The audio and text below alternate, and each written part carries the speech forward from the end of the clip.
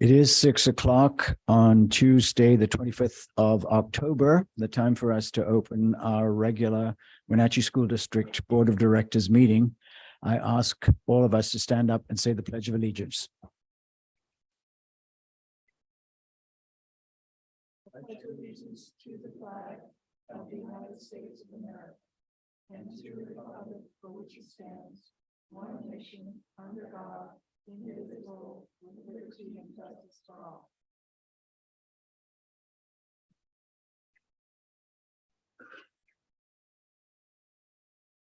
I welcome everyone to this board meeting and thank you for joining us, whether it is in person, online, or if you use the recording of the meeting later to keep yourself informed. We are grateful for everyone's civic effort and interest. Ofrezco una bienvenida a esta reunión de la mesa directiva del Distrito Escolar. Gracias por su asistencia, si sea en persona, online o usando el video. Más tarde, para mantenerse informado. Agradecemos su esfuerzo cívico. The meeting is conducted in English, but we do have translation services if asked for, so that citizen comment may be spoken in Spanish and be repeated in English. Si alguien quiere hacer su comentario de ciudadano o recibir explicaciones en español, por favor indique su necesidad. Tenemos disponible un servicio de traducción. And at that point, my first item is to ask if there are any requests to modify the agenda from any of the board members. No. There being none, I will move on to the consent agenda.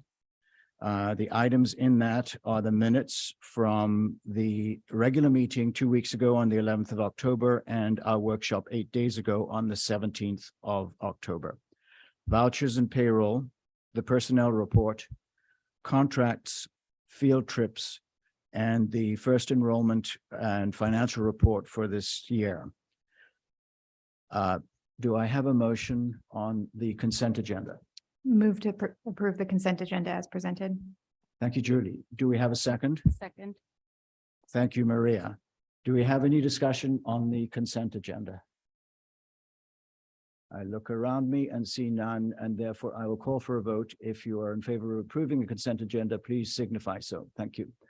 Aye. The consent agenda is approved. The next item we come to is citizen comment, which is the time for the board to welcome and listen to public comment. Comments do need to be and have been scheduled beforehand. We do have a 3-minute time limit. I will warn speakers when their time is about to expire, as it isn't easy to watch the clock. And I believe I have all of their requests here, so I will go through them in the order that I have them. Invite you to come up to the microphone, identify yourself. The first one I have, and I apologize if I get names wrong, Alexis Montgomery. Alexis.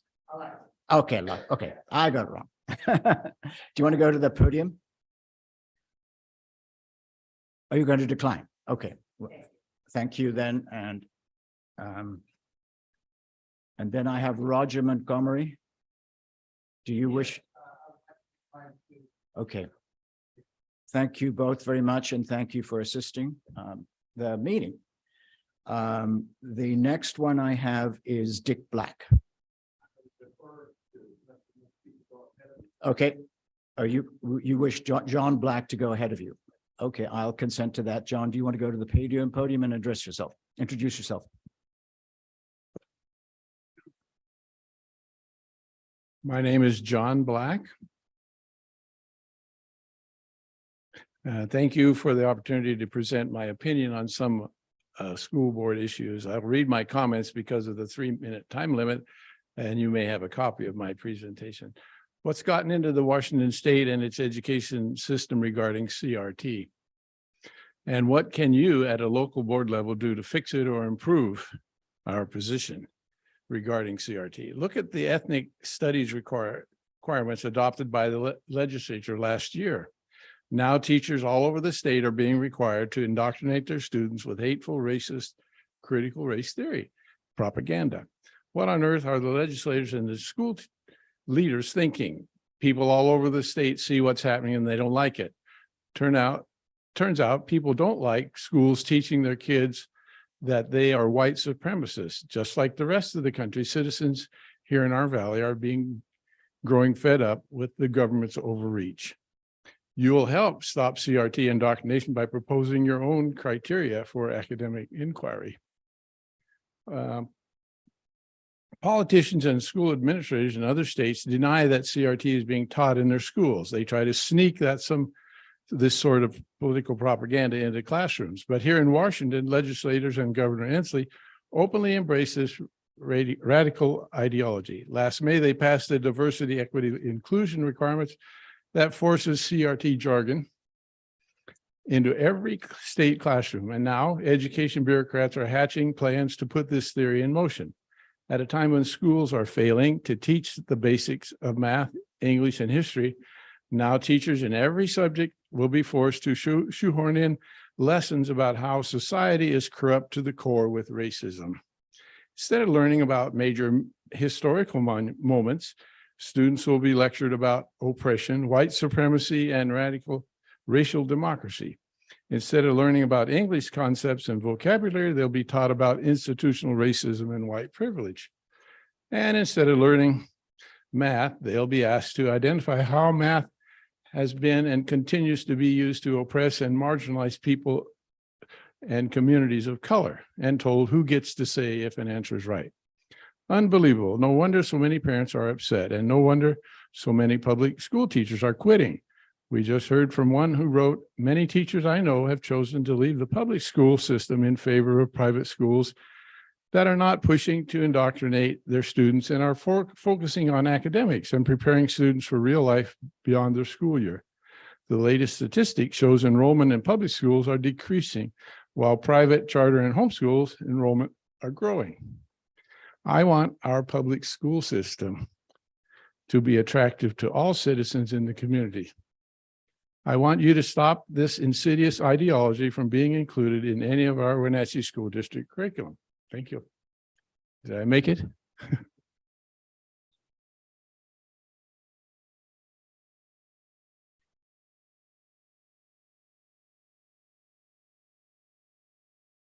Get these the right way up.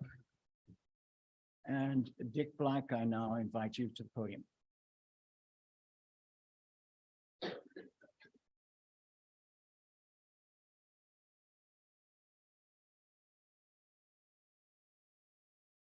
Good evening. I'm Dick Black, local resident. I know there's been some information provided previously on critical race theory, CRT, and there was a statement in a previous board meeting a number of years ago that CRT was not being taught in the Wenatchee School District. I believe that statement was a quibble, a half-truth. I'm here. I have also been told that there's an existing superintendent statement about CRT in the Wenatchee School District.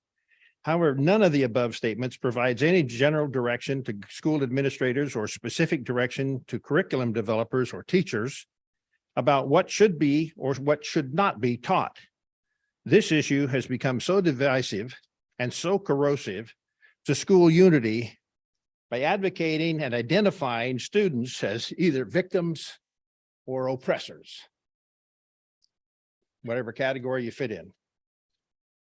I believe CRT violates our community values and community norms, and that it should not be incorporated as truth anywhere in our school system or district. Other districts have chosen to address this issue with a policy statement that is directive in nature and enforceable by the superintendent, his staff, and school principals. Such a policy has been adopted in several of our neighboring districts. I request that our Wenatchee School District Board consider and adopt such a policy as a WSD policy as soon as possible. And I'll provide several copies of policies that have been adopted by other neighboring school districts. Thank you very much.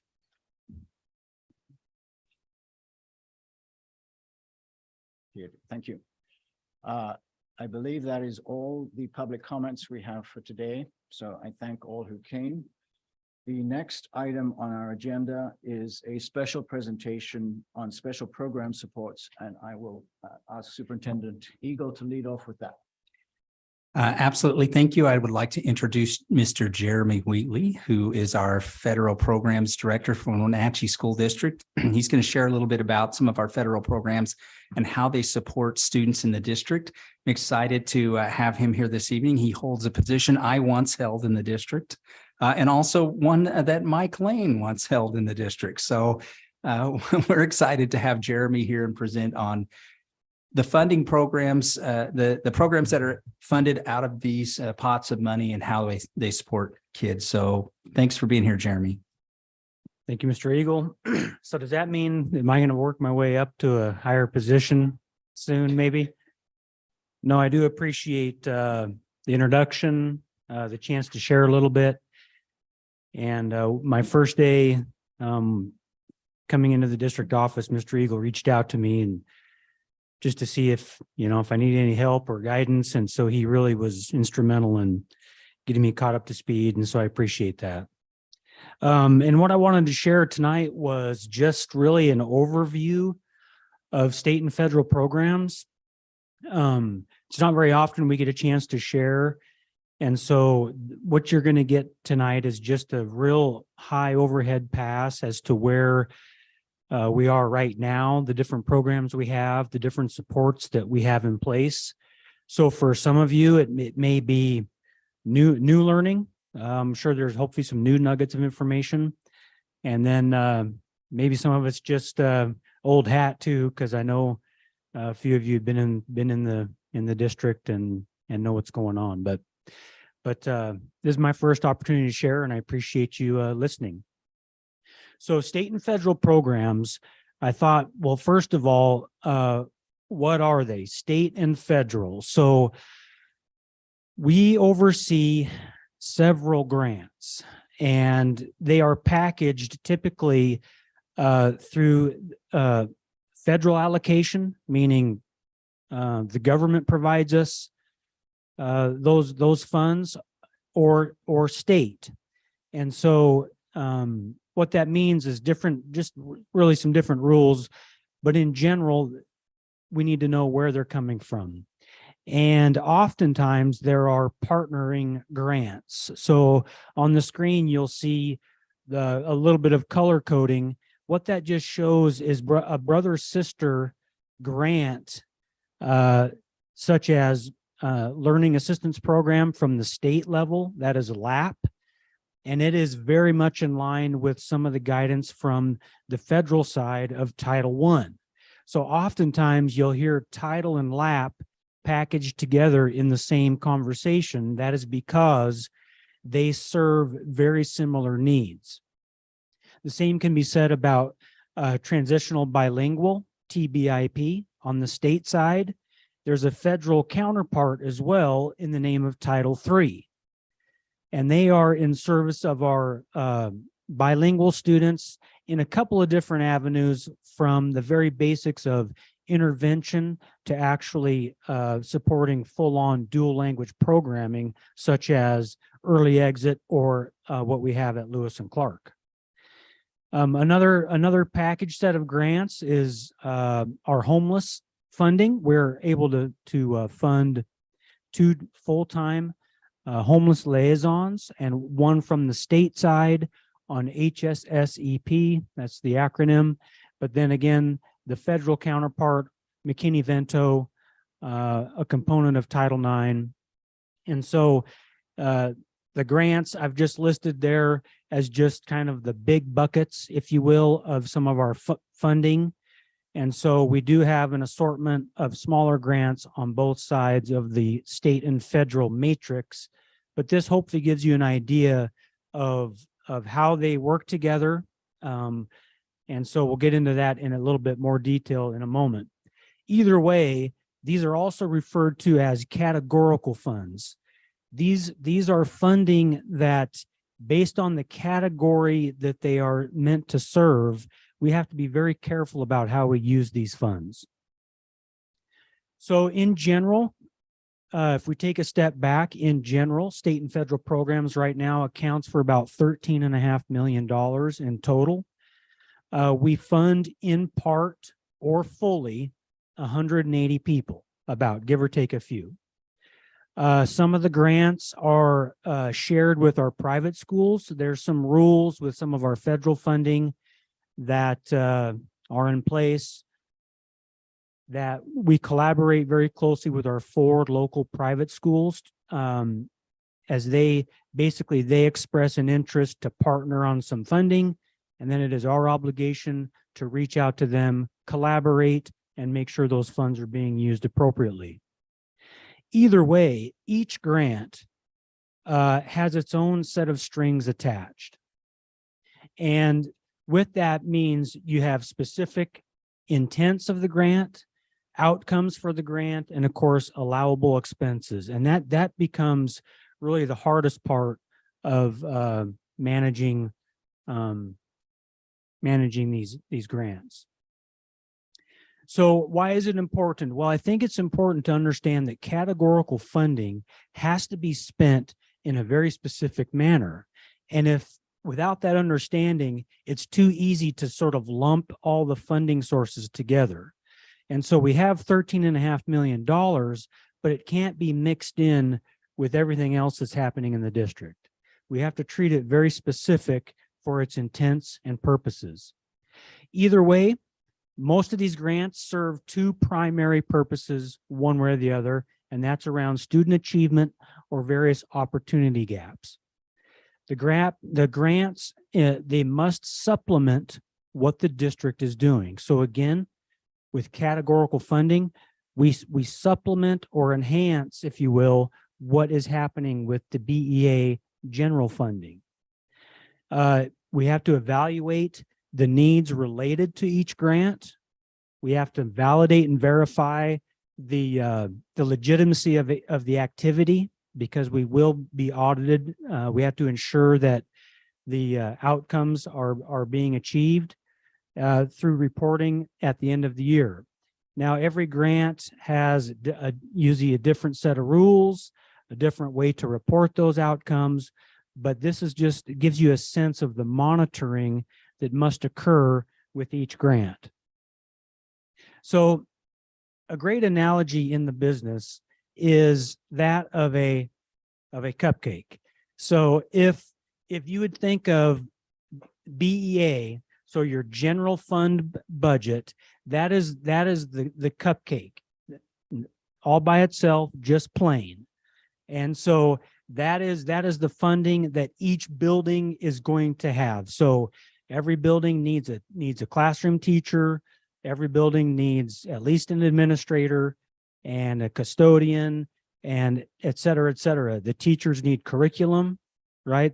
So it's going to be the standard math curriculum, the standard reading curriculum.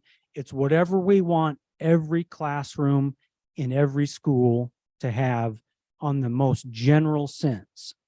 Well, I don't know about you, but I did not learn the same as my peers. And so we have students who don't learn the same as their peers. And so we use state and federal supplements to sort of address some of those needs. Maybe it's a learning need. And you might see it in the way of maybe a parapro helping in the classroom. Maybe it's an intervention specialist that specializes in the area of literacy or math. Maybe it's a coach that comes alongside teachers to help them teach in a way that makes the education more achievable by all of the students. But we always think of it as the icing on the cupcake. We are going to use these funds to enhance or fill in needs that otherwise BEA cannot address. And then we have sprinkles. Again, we have many grants. We have many grants in the system. And so we have sprinkles we can add to that frosting. And then if you're a really lucky school, you might get a cherry to put on top. And even knowing the state of some of the work that lies ahead for us, it's possible that this cupcake may become a mini muffin come the spring, but that's okay. We're going to continue to have icing and sprinkles to put on that, and we'll make sure everybody gets what they need. One thing that's very critical is we aim for equity. We have 7 elementaries, 3 middle schools, 2 high schools, and a couple of different alternative programs. All of them receive some level of categorical funding. Obviously, BEA is supporting these buildings. We then supplement what BEA is doing, and we try to do it in an equitable manner. That can be very difficult because each school, once you begin to take a look at it, each school is very, very unique and different. We have 7 elementaries, and this is just an example graph of some of the information that we use to sort of evaluate the various needs of each building. They happen to be in rank order from largest to smallest, from left to right. And then all of those bars are a very different data point that we look at to supplement the BEA funding.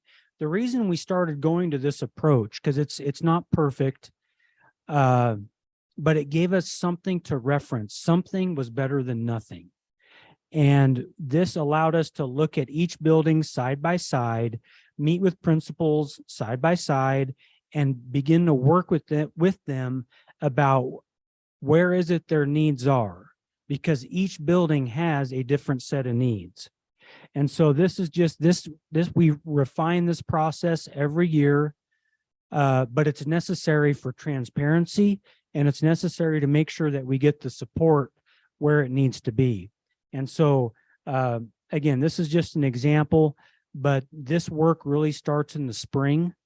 We begin to measure our needs in the spring as we plan for services, staffing, and programs for the next fall. So if you ever get a chance to join a work session in the spring, it's you can learn a lot. So the most important thing is how do these programs assist students? We've sort of hit it in general, and we'll kind of continue that theme if you don't mind. But basically, we spend most of these funds typically in terms of staffing and resources. So this is a laundry list of different resources and investments that we make with our categorical funds that touch students directly. We invest heavily in intervention. We invest heavily in language acquisition. We have a high percentage of second language learners, and they need the appropriate supports to help them learn and access education similar to their peers. Intervention is primarily in the area of literacy at the elementary level, although we do service math, and then of course multiple areas at the secondary level, middle school and high school. Family advocates and parapros are a big portion of our funding. Family advocates are absolutely essential in reaching some of those families that need help beyond the school. You know, we have family advocates in each building, and they are tasked with identifying students that need assistance in ways perhaps that are not academic. They partner with families. They're out in the community making home visits. They're at conferences. They're valuable. They're invaluable to reaching out to our families. We have coaches in the system that are specifically tasked with improving instruction. One issue we're running into is intervention. The funding cannot go far enough. And so we're asking more and more of our teachers to do smaller interventions during their regular class to make sure that the students that are getting additional intervention services are targeted, knowing that we can do a lot in the classroom itself. We spend around math and literacy, a lot of supplemental curriculum. We have online resources that are used daily throughout our system. We use it for data tracking. You may have heard it or it might look familiar. Lexia, iReady, etc.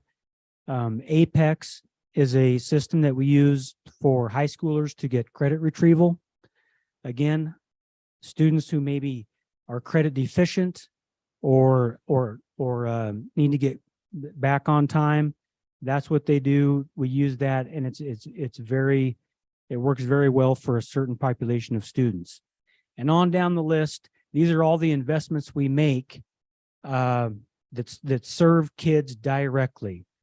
And so one thing I'll note, you might know their summer school, we invested between multiple sources of funds over $500,000 in our summer school this year. Not sure if we can do that again, but it was just leveraging every available dollar to make sure we had opportunities for students. Camps, field trips, et cetera. We just try to remove any barriers, close any opportunity gaps the best we can. And by the numbers, we have approximately 7,200 students. Again, the reality is 60% of those at any given time in any given grade level are likely below proficiency in their learning in regards to reading and math. That's a large intervention group that needs to be addressed. On the bilingual side, again, bilingual, TBIP, you might recall, and Title III, we have over 1,600 students that have qualified for bilingual services. I guarantee you we don't have enough money to meet the needs of all 1,600. 1,100 migrant students and over 600 students experiencing homelessness. This is another issue that is on the rise. Year by year, it increases, but this just gives you a sense of, out of the 7,000 students in the district, this gives you an idea of how many are being identified for various categorical services, right? Categorical supports. But we try to intervene in a way that nor they nor their peers know that anything is going on. Our whole goal is to make education just as effective and rewarding as their peers who maybe don't need these services would experience. And then we couldn't do it without the team. If you've been downstairs, this is the special programs team. So special programs are state and federal, kind of synonymous. On the left, we have our two homeless liaisons. These two are out in the field, ensuring that students who are experiencing homelessness are getting the supplies, the resources, whatever it is they need to get into school, get into a safe place, and removing barriers for that. The next two are Chris and Angie. These are the two director secretaries that really are the lifeblood of the department. They make sure that all of the student data is being processed accordingly. And Angie does all of our purchasing, all of our HR, and tracking of budgets, et cetera. A new addition, he's not, hasn't been around with us, but he's been in the district a long time, Mr. Lopez. When Nadia Bush, who was my counterpart, went to the ESD, we adopted Mr. Lopez, and he is overseeing dual language, specifically dual language and migrant education. Those are kind of his two big buckets, at least for us. And then we have a receptionist there, Hope Mejia. The next two, Teresa and Rosie, they are every day tracking down those 1,100 migrant students, updating all of the information, because the state does require a great deal of data on the migrant side, and we couldn't do that work. As a matter of fact, we can barely keep up with some of that, but they work very hard at doing that. And then lastly, on the far right, our two assistant directors of MTSS, Amber Burks, she oversees secondary, and Heidi Busk, the elementary. These are the boots on the ground, ensuring that the coaches, that the intervention specialists, that the EL specialists, that some of those activities that we tell the state and that we tell the feds that we're doing, those two make sure it's happening. And none of this could be possible without this team right here. And I can tell you, of all the students from this list, they all interface with this crew at some point in time throughout the year. So always want to bring attention to this great group anytime I can. So with that, I just want to thank you. That's kind of, again, a high overhead pass, but I just wanted to give you an update on state and federal programs. And hopefully you learned a little something tonight. And always I'm always available if you want to stop in downstairs at any time. Great. I do have a question. Go. Okay, thank you for the informative presentation. I really appreciate that. So on your graph, aiming for equity, we have the color coded bars related to each school. I can understand most of those categories: Hispanic, low income, bilingual, special ed, mobility, students 2 or more below grade level. And then we come to the Washington State Improvement Framework tier. Yes. So can you simplify that? Yeah.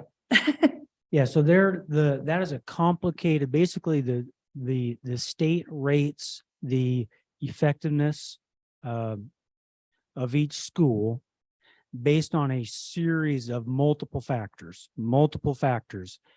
And so the reality is we have schools across the state that are performing very well and that have room for growth. And we have, so that framework, there isn't a score connected to that framework, because what you end up seeing is schools overall picture relative to multiple data points. What I did is I just rudimentary gave that a number that could be graphed. What you're seeing there are basically an evaluation of schools that in our district, the state sees as high performing versus that are in more of a continuous improvement. And so the reason we did that is because that's a variable, a factor that must go into play when we think about where do we need to allocate our resources.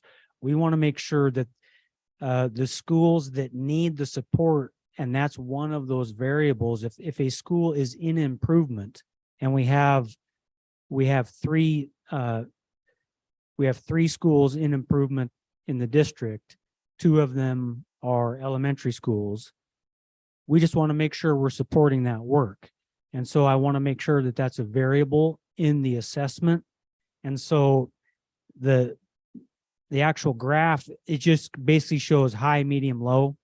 It's it's a real simple way to look at that: high, medium, and low.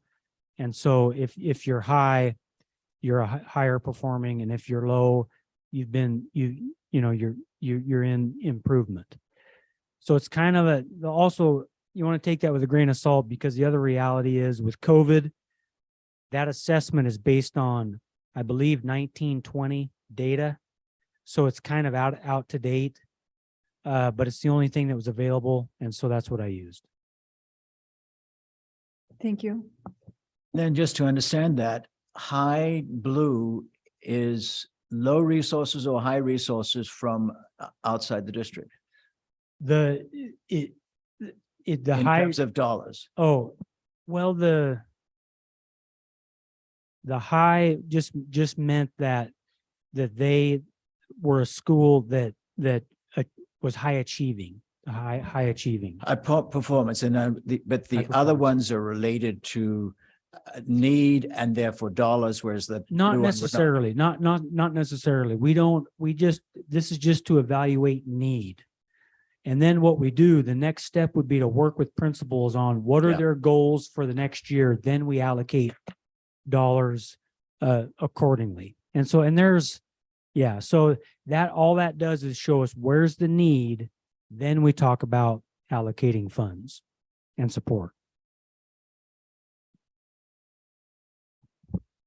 Jeremy, are we required to share some of those grants with charter school like we do with public schools?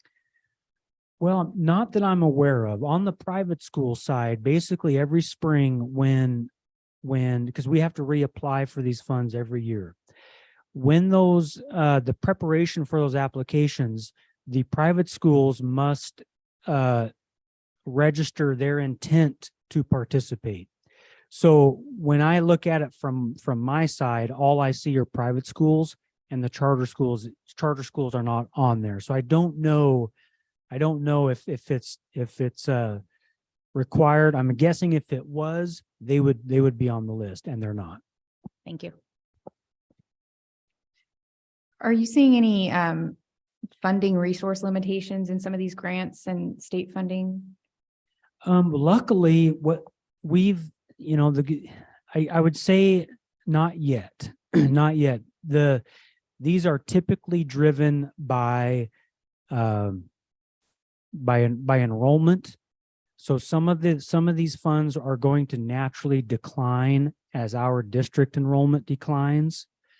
The other issue, we have an increase of students, for example, with our bilingual population. So as that number goes up, bilingual funding should follow.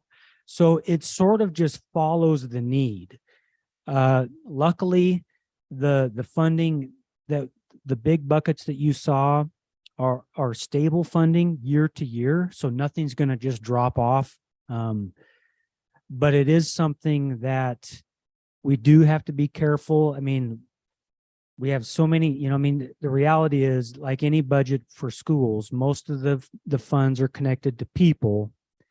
And we try to be very mindful about not overcommitting, because we know that it can change year to year, even though right now all indications are maybe a slight dip simply just because of enrollment.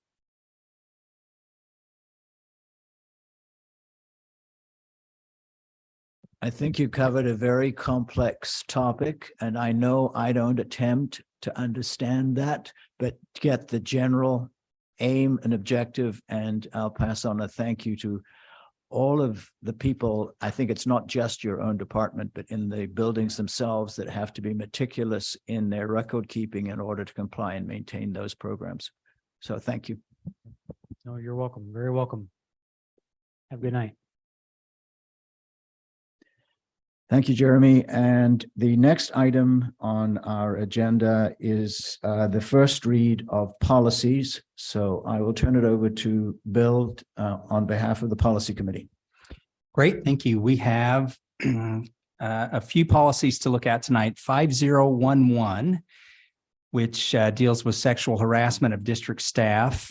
And this is a revised policy that clarifies when the district responds to a formal complaint of harassment involving staff. The district must follow the detailed Title IX investigation process that is actually set out in one of our other policies, 3205, and the procedure in 3205.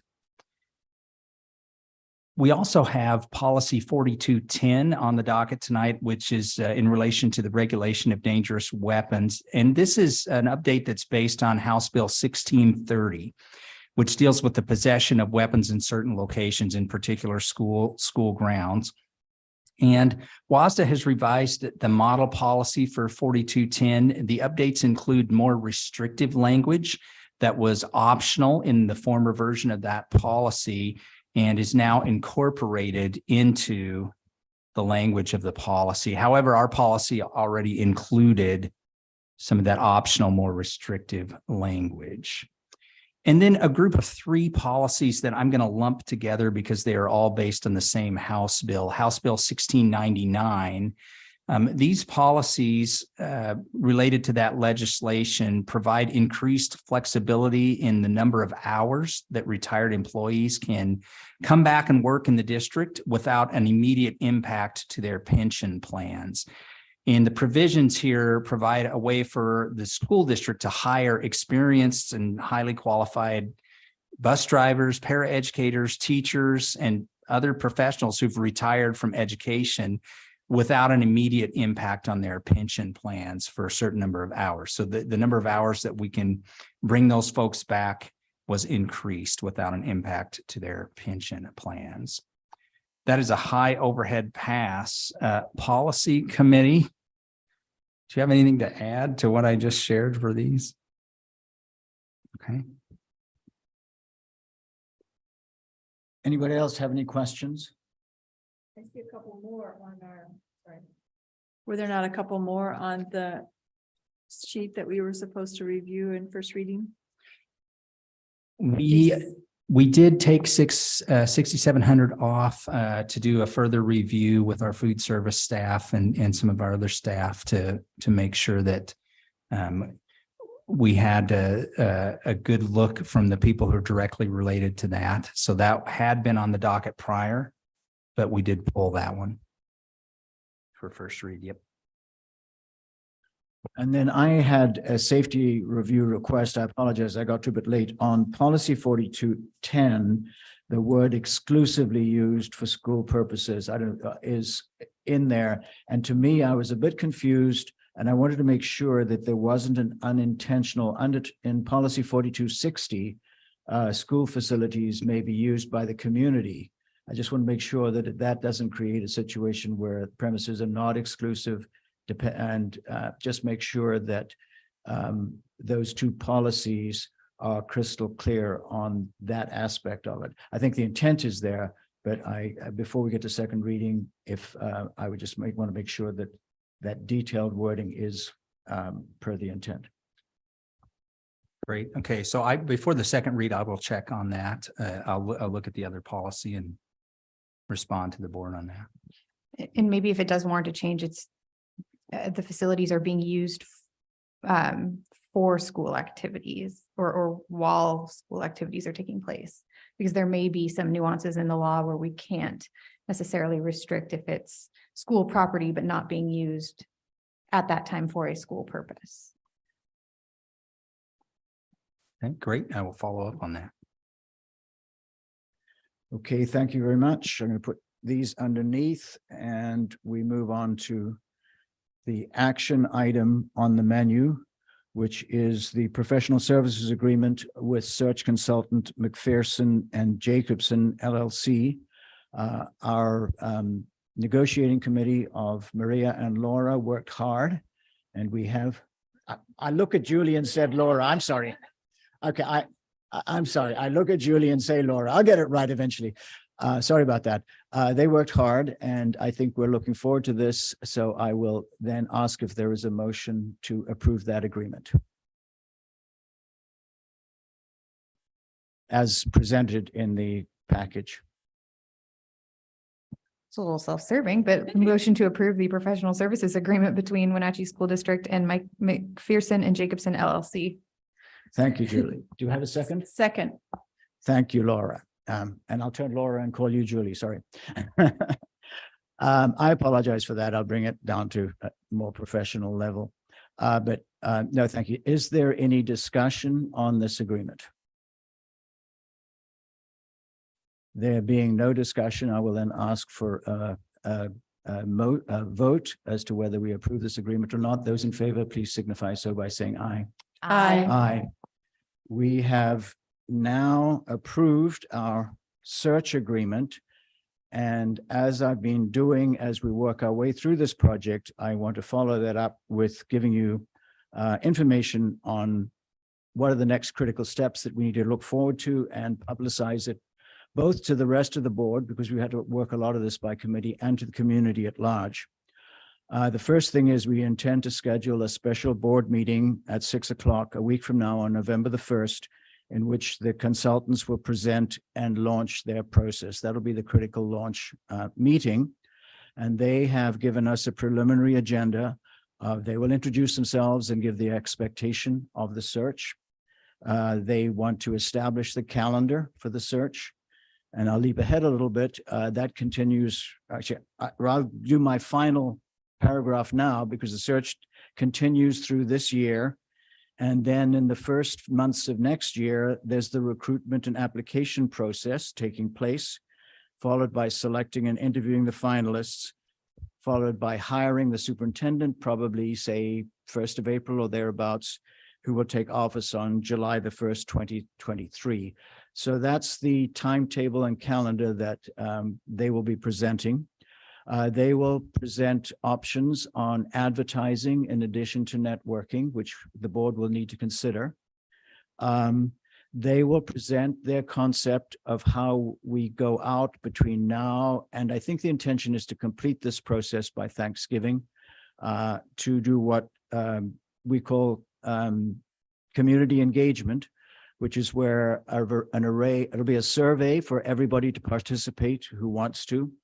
There'll be a couple of forums, I believe, both in Spanish and English, and there will be smaller and perhaps some larger groups to accommodate all different kinds of stakeholders and get their input. I'm going to talk a bit about that later down, but they will present their kickoff on the stakeholder group part of it. And that will lead to establishing selection criteria, which will be used when they receive applications, present them to the board for review, and later on. They will also introduce their perspective on appropriate compensation, which will be both something to go out with to inform potential candidates, and obviously for us, ultimately in the contract, it's a budgetary issue. And then they will ask for additional informational questions. As I say, that is a preliminary agenda for the special meeting intended to be a week from now, so everybody is aware of the general topics. Before that, hopefully tomorrow and the next day, they will do individual interviews with board members. And the purpose of that is so that by November the 1st, they've got to know the board members. The board members have a better feel. So on November the 1st, we will be asked questions. And we may have to give guidance to the consultant as well. And we don't want to go into that cold. So this gives us an opportunity to warm up a little bit. And also it gives the consultants an opportunity to get 5 different people's preliminary input on the kinds of things they might want to look at. I'll go into the arrangements that will follow. For the stakeholder community engagement meetings, there'll be focus groups and forums, and the survey arrangements will be made between the consultants and Kim White, who serves as our contact person, and communications director Diana Hagland.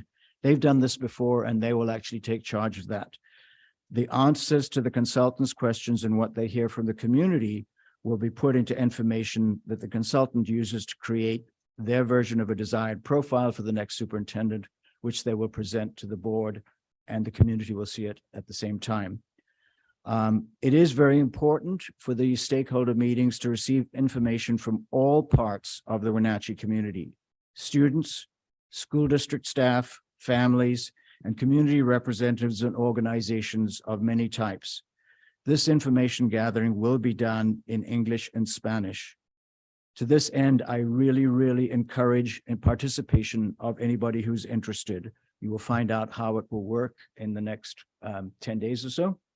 I ask immediately, because it will help Kim and Diana, board members, to send it to Kim because she is the hub of this system, suggestions for people and organizations who a board member thinks fill an important stakeholder role.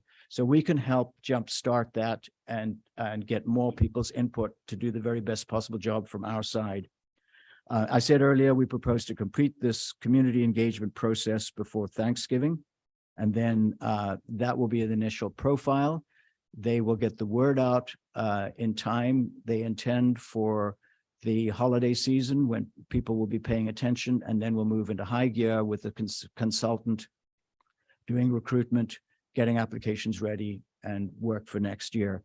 That is an outline that I wanted to present. From time to time, even in future board meetings, I will, and the board as a whole will attempt to keep everybody informed. At that point, I'm going to pause, and board members want to ask questions, make comments, go right ahead. It seems that you have a copy, kind of, as you said, an outline, and I understand that you're saying that November the 1st will get an actual timeline from the consulting company. Would it be possible to get your generalized outline now, or at some point very soon, so that we can kind of put it together more clearly, the timeline that you're speaking of, even before we get the exact timeline? You're asking me a tough question because we had an outline in our request for proposal. The way the system works, and I'm find this a little, not the easiest path to negotiate, is the consultant presents what they recommend as their efficient timetable. And a week from now, we will look at that, commented on it, and then it'll come out. So I don't actually have a timetable. I don't know any more about it than you do. I probably know a lot less, seeing as how I was not on any of the committees. No, I'm trying to do a setup job so that you come to that meeting with the best information, but that is the situation. Right. So is this just an outline that you've This, no, generally the together? consultant sent me titles, Mhm, nothing behind the title. mhm. So we know what the topics are going to be. We need to think about those topics. We can look at the RFP and think about, what we know about that. And that's why it is an important meeting. And I've not been through it before. I think it's something that we will need to handle by learning, solving, working together. If we've got to have some follow-up to tidy up, we'll see what happens next on the 1st of November. Laura, do you have a comment on that? No, but just to be clear, no, but I'm going to make one anyway, I guess. That's what I'm saying.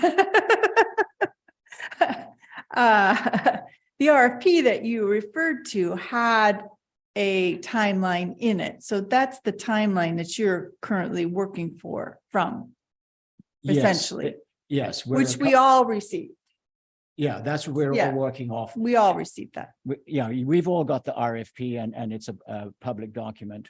But then the way it works, the more detailed program, and we're actually running, I think, a week behind that schedule. I was trying to get the contract done in 1 week, not 2. And so, but the next stage, the consultant is the professional. That's part of what they do for a living. They work that program.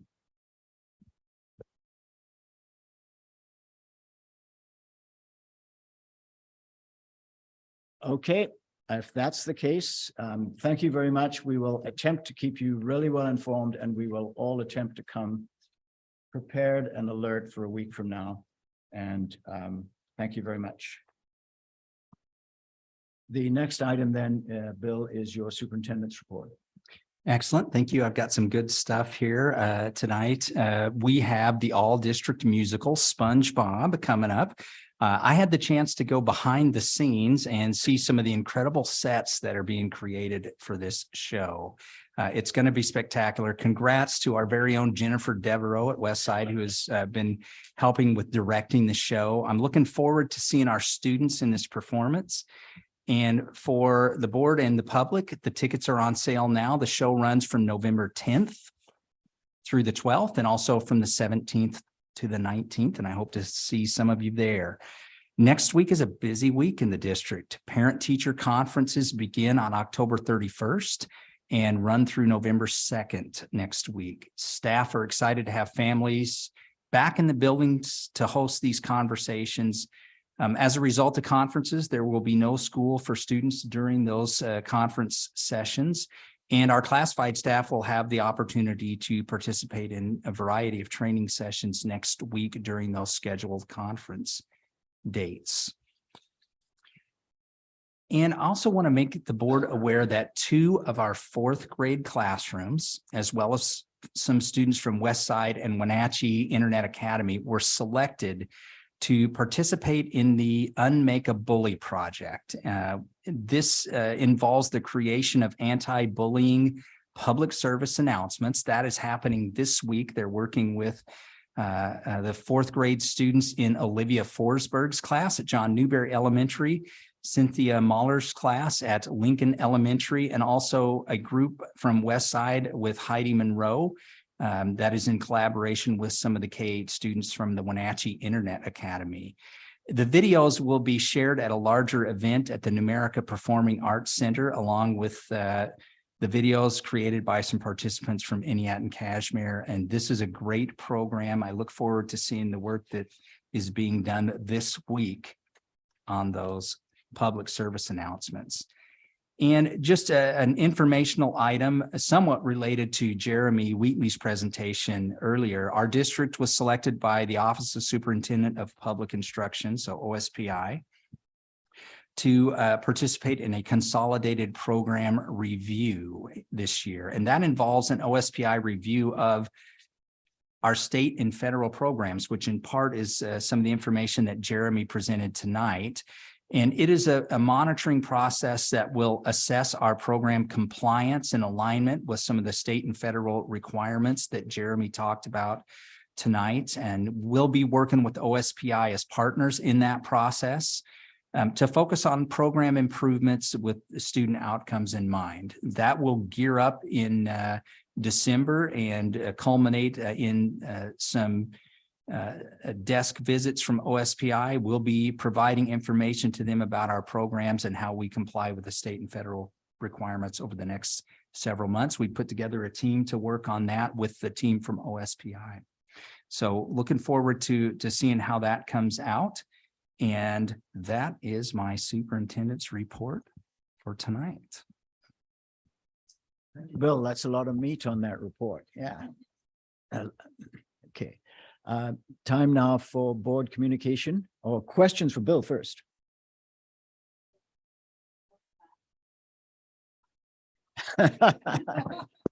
It is.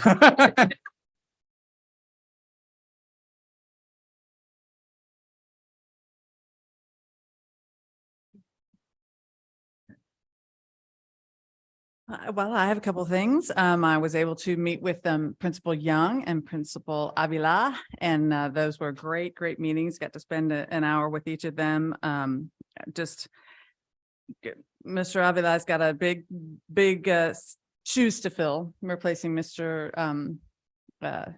Lopez. Lopez. But he is really in gear for that and excited about it. And I think has been a great interim superintendent for them. And it was really also neat to meet with Mr. Young. He's been, as you know, that he was the superintendent at Orondo, and just great experience, and it really is exactly, I think, what that school needed. So although I was not in the interview process like you were, I can see very clearly that he was the perfect fit for them. So that was good. And then finally, more importantly, even the band competed at Everett. The 34th annual Puget Sound Festival of Bands preliminary class A, the band won first place. So I have a picture of their trophy and their plaque, and those kids played in the absolute pouring rain. I mean, absolutely getting deluged, like you, and they still won first place. I mean, I cannot tell you how hard they work. They do something at the end of the competition, which is all day long. They got on the bus at 4, they drove away at 4 a.m. They got on the bus before that. They work all day long. They do the preliminary, then they listen to other bands play, and then they hear the results, and they go back and they do their practice before each, and they go and play again. And at the end of the night, they do something where every single band that has participated, and it could be up to 20 bands, lines up, and they all on the track, and they pass each other. And the most incredible thing you've ever seen, I don't know how more of them aren't knocked out and knocked down, because they're running past each other with all of the colors of their uniforms. And they did all that after being out there for hours and hours and completely soaked. I just can't not say enough about Mr. Kovac and the team that works with him, and how much those kids do and how hard they work. It is amazing. So congratulations to them. I do have something to say, so I'll go right ahead. I want to report to the board and to the community that we recently completed a quarter review of the superintendent's goals.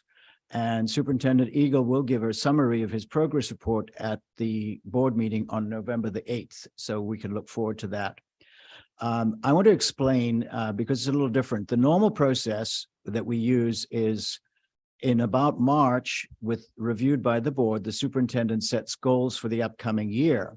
And then we follow that up with quarterly progress reports and updates, and finally a year-end executive session. These are all executive sessions as personnel matters, ending in a year-end performance evaluation for the superintendent, and then that feeds to contracts and new goals for the next year. Goals this year, at the beginning of this calendar year, were set and focused on completing key benchmarks from the strategic plan. And that's important because we said that was the important work for the next 12 months as we move to our next stage, which is actually a contracted services for Bill's interim superintendency. We actually are contracted with the North Central Educational Services District, so it is not a personnel issue, it is a contract issue. So we want to do the same thing to make sure that the goals work, the progress works, and the contract set it up so that 2 board members sit down once a quarter, the president and then one other board member that we rotate through. So that's basically what we did, also in the presence of Michelle Price, the superintendent of the NCSD, filling in the role of the contractor. I do want, the purpose of the quarterly meeting is not an evaluation. We do that every quarter to make sure we're on track, we're achieving our aims, we help the superintendent. He shows us that he's doing more than he promised to do, take stocks, which is true in this case. And we look into any corrective action so that we work together so that when we get to the evaluation at the end of the year, we're really focused on success. So it was that kind of a how to do better and how we're doing meeting. And I've got to say, it was a pleasure being in that meeting. It was excellent progress. Something that I like to see in these meetings is not just performance evaluation, but new things come up and new emphases all year round. And it's important, I think, to recognize them and incorporate them. We don't have a static once a year snapshot. And so I want to congratulate Superintendent Eagle because he's responded to the heightened importance of budget planning and decisions that's developed during the last 6 months. And having got the strategic work in good progress, he is going to give enhanced focus to the budget. And I think that's very important for us and very welcome. And then the last thing I want to say is me to everybody, really, all of us, employees, students, the community at large, and the superintendent himself are living and working in a time of exceptional demands. We know that everybody is ambitious, everybody is being pushed. And I thank everybody for that extraordinary effort. And as we look at this, we talk about goals and striving, we've got to make sure that every component, every one of us maintains our strength, physical and mental well-being as we go forward. I think, and I'm taking my own managerial experience about this. When you work on this, you maintain things for the long run. And I think I want to recognize, we've looked at this, tonight's newspaper talked about math results for the whole state. We are all working together, working really, really hard. I just want to say, and that's something that we discussed in this meeting as an important organizational thing. We have a certain amount of energy. We don't want to in any way restrict our ambitions, but we want to make sure that we respect everybody's energy, mental and physical limit, and that we work and keep everybody performing for the long term. The other thing I want to say is last Monday's workshop was on social and emotional learning. I thought it was an excellent workshop and highly effective. And a slightly different take I took on it, and I also take it from efficiency, outside world. It's about learning how to regulate yourself, manage yourself, similar to what I just said about keeping within your energy limits, so that every student has the ability to learn, the ability to improve their work skills. They're not just study skills. It's not just propping something up. If you do training in an enterprise, you work on that to teach your adults how to do those kind of things. And I think that's an aspect of social and emotional learning that I think we need to really stress. It's a fundamental capability to achieve what you can. And I thought that came out in some of the comments, particularly in the middle school section, as they emerge towards maturity. And I was struck by that in the workshop. I want to thank everybody for the workshop.